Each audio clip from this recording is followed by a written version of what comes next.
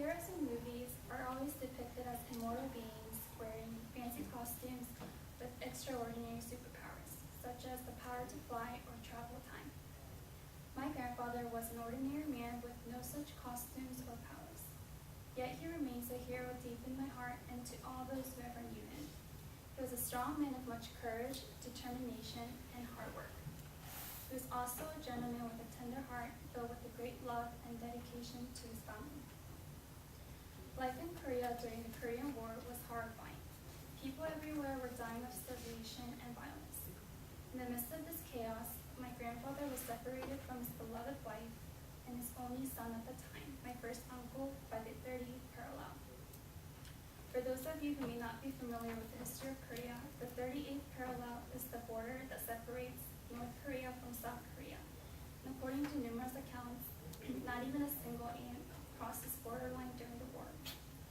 My grandfather, determined to be reunited with his family, purchased a small boat, crossed the river in the middle of the night, and took his wife and son back with him to South Korea.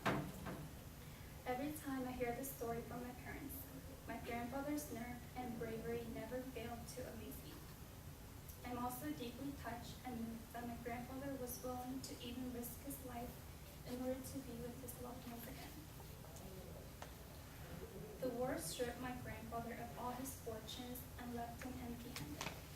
However, once again, driven by his determination to hold his family together, my grandfather toiled day and night as a tenant farmer to keep his family fed.